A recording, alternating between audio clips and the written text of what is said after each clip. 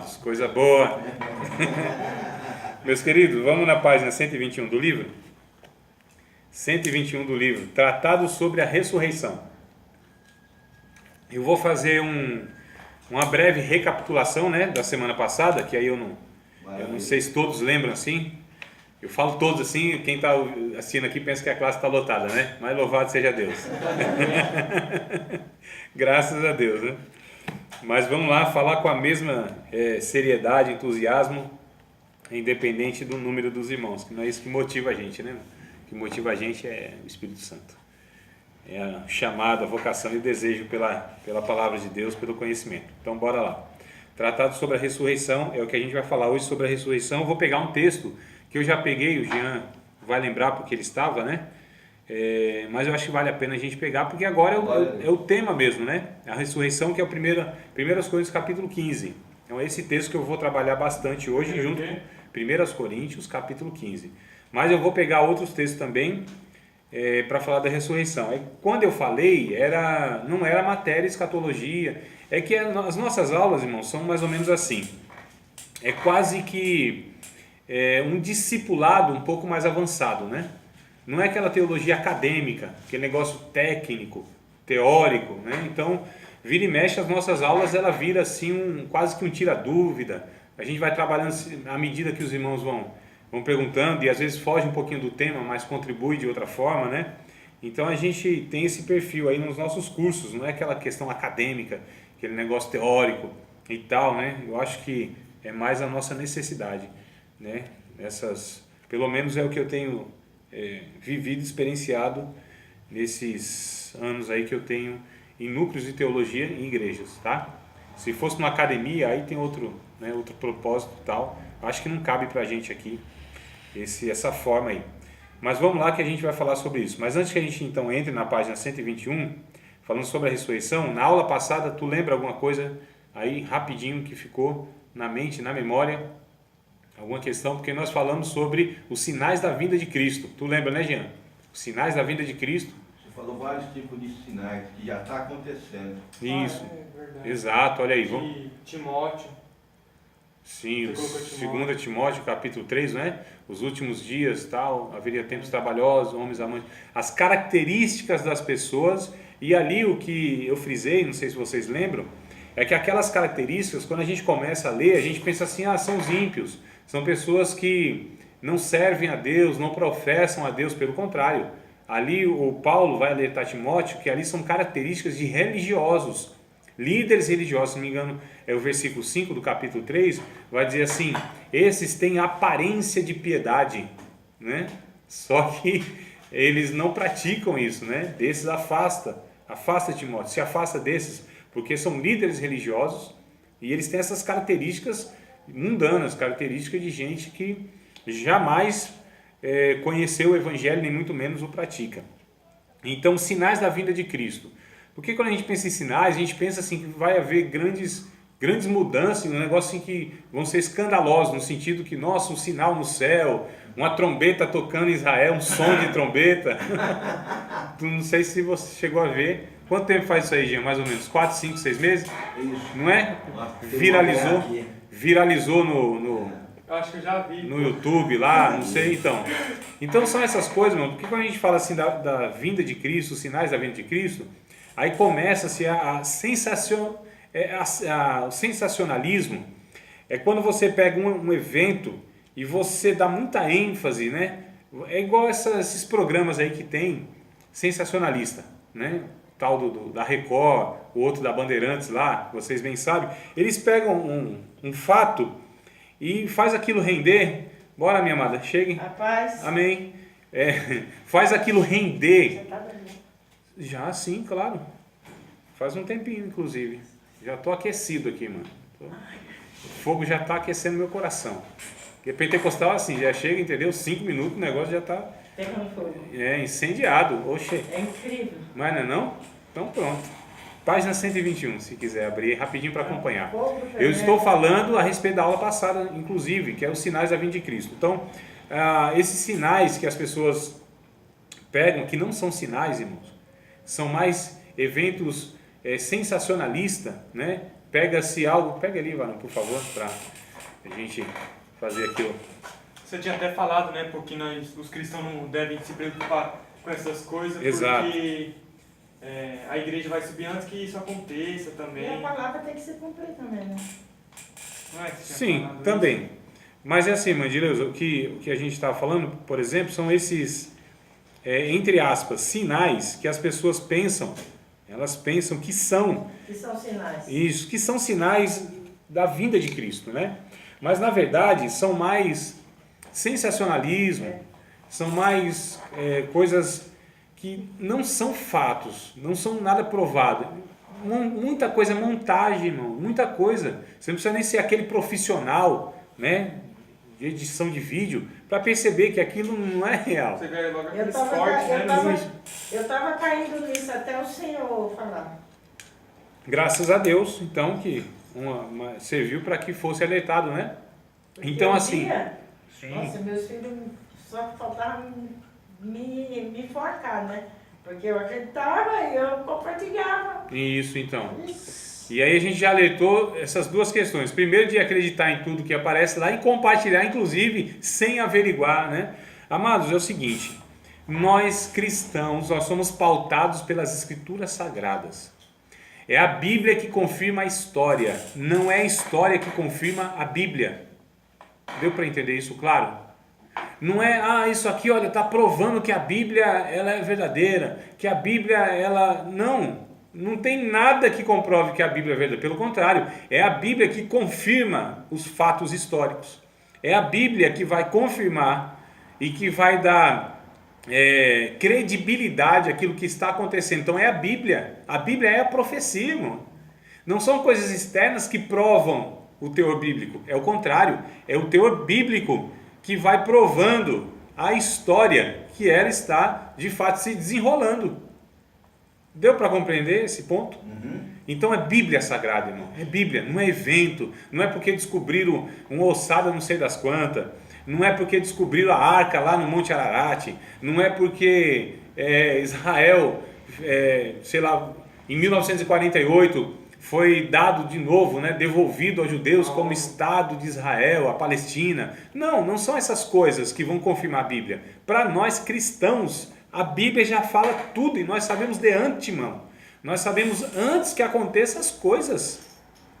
Então, nossa, está acontecendo isso, eu já sabia.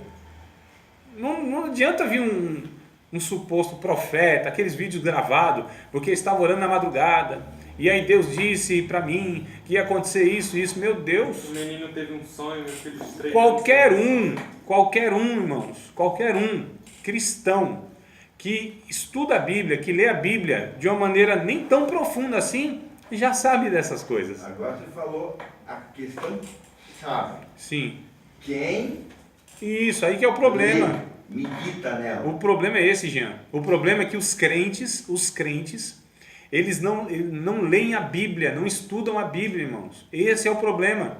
E aí as pessoas são guiadas, e principalmente nessa questão de futuro, escatologia, de sinais, porque a gente está falando de profecia, não é? Em Apocalipse vai estar escrito que o Espírito de Jesus é o Espírito de profecia. Ou seja, é aquele que de antemão fala aquilo que vai acontecer. Então a profecia está aqui nas Escrituras Sagradas.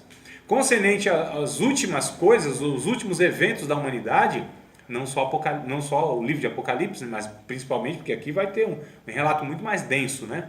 Mas no Novo Testamento e muitas outras passagens, existe a profecia a respeito os últimos eventos, os princípios de dores, por exemplo, em Mateus capítulo 24, 25, né? Vai trazer esse teor. Mas a questão é, a Bíblia Sagrada, ela é suficiente, ela é única, olha, é a única base que nós temos para saber tudo o que vai acontecer.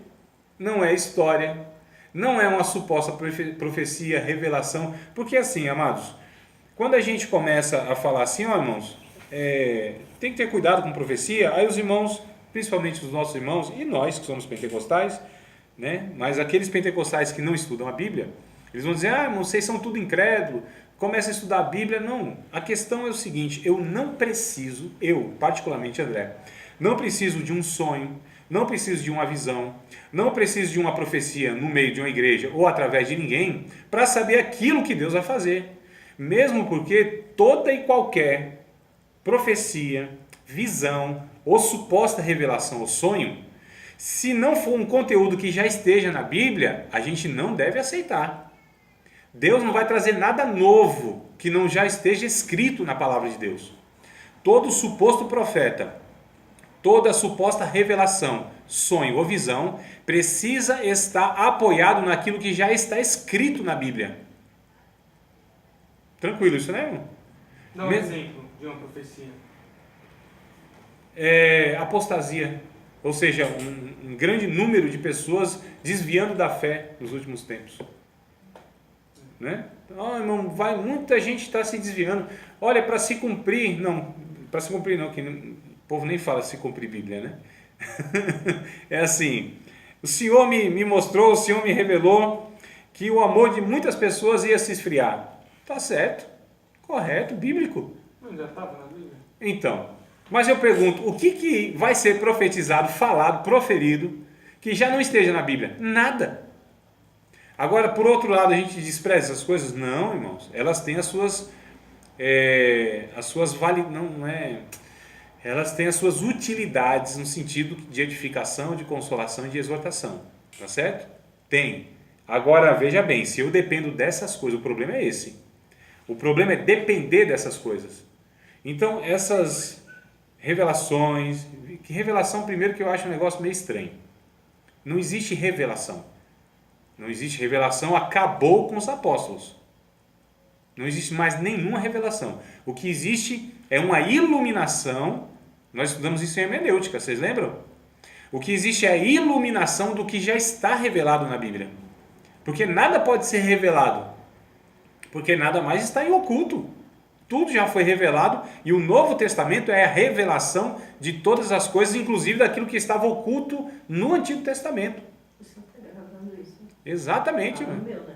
Nos dois, Ótimo. que é para não ter dúvida. Se não pega pelo áudio, pega pelo vídeo. Professor, eu tenho uma dúvida, então. Sim. Por exemplo, eu sou um profeta, aí eu chego tipo assim em vocês que te digam que você vai ser um grande ganhador de almas e tal, então isso é mentira ou é verdade? Não, eu não posso. Não, aí fica. O que acontece? Mas aí como é que eu vou saber se isso Veja é bem, verdade? então. Você estava falando de profecia? Exato. Eu lembrei Bom, dessas coisas que tem. primeiro, eu preciso. Não é através de um suposto profeta ou uma profecia que Deus vai falar, vai de fato me trazer uma convicção que eu vou ter um chamado. Por exemplo, um evangelista, não é? Um grande ganhador de alma, eu entendo que é um evangelista. Não é verdade, irmão? Um evangelista, isso é um chamado ministerial. O chamado ministerial, ele vem pela testificação do Espírito Santo em minha vida e em meu coração. Eu entendo, Erickson, que no começo da caminhada cristã, na nossa imaturidade, porque todos nós vamos, por Deus, sendo maturados. A gente vai sendo, né, edificado, ensinado. É fato, isso aí é na vida de todo mundo, irmão. De todo o cristão, toda a serva de Deus, todo servo de Deus que aceita Cristo. Ele não vem para Cristo pronto. Ele é moldado. Ele é amadurecido por Deus. O Espírito Santo que vai trabalhando na vida dele até que ele vai tendo a clareza. Agora eu acho interessante um negócio assim. Porque quem é o interessado que saiba daquilo que Deus ele tem na vida dele? É a própria pessoa, não é? Agora, será que Deus ele vai terceirizar? Ou seja, vai usar outro para falar comigo se eu tenho o Espírito Santo como o outro tem? Vai falar, André, então profecia não vale nada? Não, vale. As profecias, entendo eu, que elas são necessárias, ou seja, o dom de profetizar, eles são necessários em alguns casos específicos. Primeiro caso, quando a pessoa ela não tem esse conhecimento adequado bíblico, a maturidade bíblica, tá certo? O conhecimento bíblico. Então ela precisa ser orientada, né, por Deus através aí de terceiras pessoas, os líderes, os irmãos mais maduros, os pastores, os professores, os pregadores e tal. Então, à medida que ela vai crescendo, ela vai buscando nas escrituras sagradas, porque aquele suposto profeta, eu estou falando suposto porque não tem como, não tem como eu avaliar, por exemplo, me profetizaram assim assado, eu falei, não sei, Dependendo do conteúdo, a gente já falou, opa, esse negócio é estranho. Mas não sei, eu preciso estar lá para discernir o negócio, né? Só que a questão é assim, então eu vou crescendo no conhecimento bíblico, as profecias, né, essas mensagens emergenciais, elas vão sendo diminuídas na minha vida. Sabe por quê, irmão? Porque a maior e a principal é esta, e é a única, na verdade. Só que enquanto eu não tenho aqui a clareza, ou pelo menos um bom conhecimento bíblico, Deus precisa estar me alertando toda hora, né? Me animando toda hora. Agora, quando a Bíblia, irmão, é a fonte para mim de direção espiritual, de direção ministerial, ela é suficiente. Deus não vai usar mais os irmãos, as irmãs para profetizar? Vai, claro que vai. Só que eu acredito que não tanto quanto lá no começo, que eu não tinha conhecimento bíblico. Então Deus precisava me pegar pela mãozinha, né? Aí você ia desviando e pegava pela mão, você ia desanimando e pegava pela mão, animava, falava através de outro. Agora, à medida que eu vou crescendo na graça e no conhecimento do Senhor Jesus Cristo, à medida que eu vou tendo comunhão com Deus, por que Deus não fala comigo se o Espírito Santo que habita na minha vida é o mesmo que habita na vida do outro? O problema, irmãos, é que essa infantilização dos líderes sobre as pessoas, para eles é vantagem. Sabe por quê? Porque eles são considerados os mais espirituais, aqueles que devem ser obedecidos, aqueles que as pessoas não fazem nada, ou ora por mim, meu irmão, né? Tem uma palavra de Deus para mim, ó, eu falei aqui, me lembrei do Antigo Testamento. O Antigo Testamento era assim, qual a palavra que o profeta tem para mim? Qual é a palavra de Deus que tem para mim? Mas calma aí, o Novo Testamento, essa configuração mudou, porque o Espírito Santo habita em todos os crentes, e Deus é interessado que todos os crentes sejam emancipados uns dos outros e que tenham uma relação com Ele. Eu não estou dizendo que a gente não depende mais dos irmãos, que os dons espirituais não servem mais para me edificar, servem, mas nós precisamos crescer no conhecimento bíblico, na maturidade bíblica, inclusive para discernir se o outro fala, é de fato aquilo que está apoiado na palavra de Deus ou não, porque a própria palavra de Deus, ela adverte isso, ó, quando 2 ou 3 profetas num culto profetizarem, não seja mais que isso, senão o negócio vai virar lá um culto de profetada, né? Não é esse o propósito. Capítulo 14, 1 Coríntios, só ler. Paulo ele vai dizer assim, os outros julguem. Mas como que eu vou julgar se eu não tenho um parâmetro adequado, saudável, bíblico? Se eu não tenho conhecimento? Por que hoje a igreja, ela muitas vezes não tem condição de julgar se aquele que profetizou, ele profetizou a palavra de Deus ou não? Porque a igreja não tem. A maioria dos irmãos não tem conhecimento nenhum bíblico, negócio raso, superficial, herético muitas vezes, irmão. E aí fica na mão de quem? 2 ou 3. Percebe? Então eles são levados por quê? Emocionalismo. Aí vem um monte de elaboração, criatividade, que não falta, né? Não falta criatividade para esse povo. É porque eu não acredito muito nessas coisas de eis que te digo e tal, entendeu?